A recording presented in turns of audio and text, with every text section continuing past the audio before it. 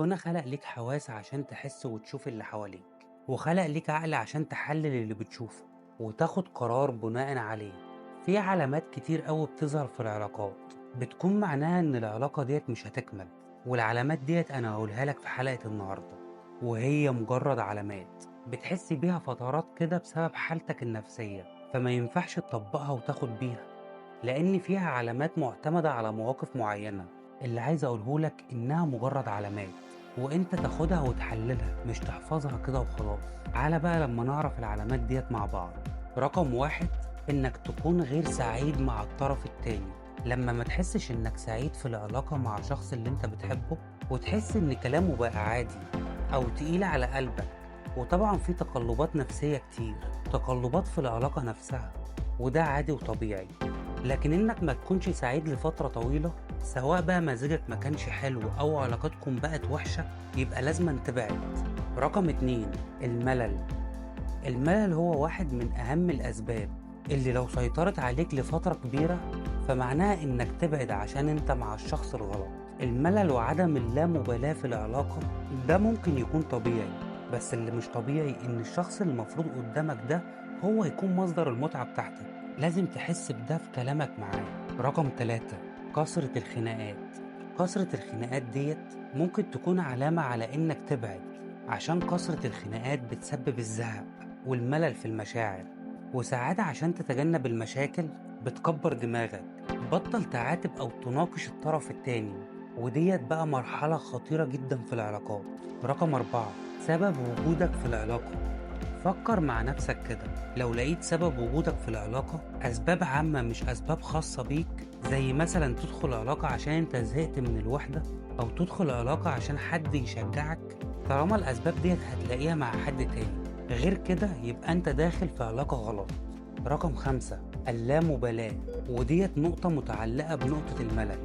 لو لقيت نفسك أو لقيت الطرف التاني اللي قدامك عنده لا مبالاة، يعني مفيش غيرة، مفيش عتاب، مفيش نقاش، بتكبروا دماغكم، يبقى انت في علاقة غلط. رقم ستة، الأولوية. لو الشخص اللي انت بتحبه ده بتفضل عليه ناس تانية، تقعد معاه وتشاركه أقل ما بتشارك الناس التانية، زي مثلا إنك تروح مع أصحابك كل يوم وترجع بالليل متأخر، ده معناه إنك في علاقة غلط. رقم سبعة، الحنين.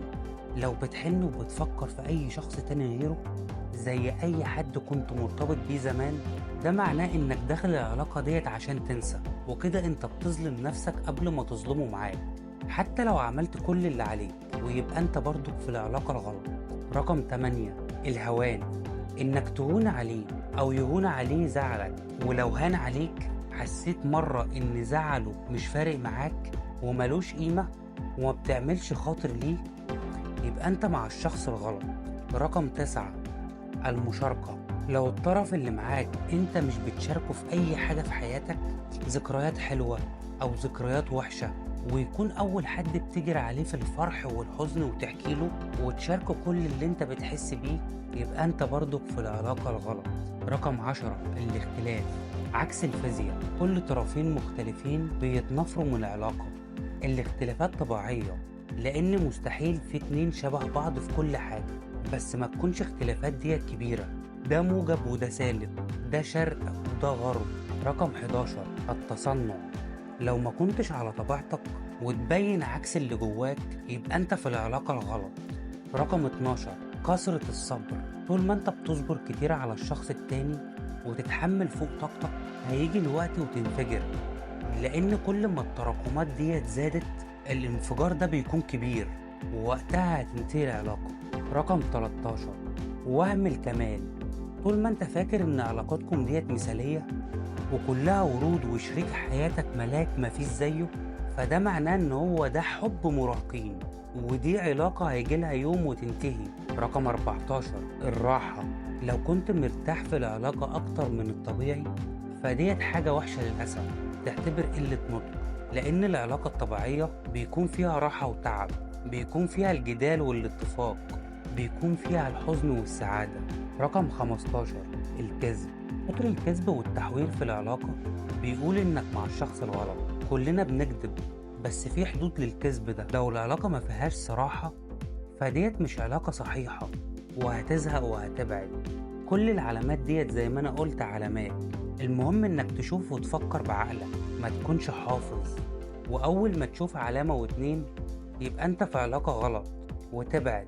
لأ، حلل الأول وشوف الأول. أنا كده خلصت.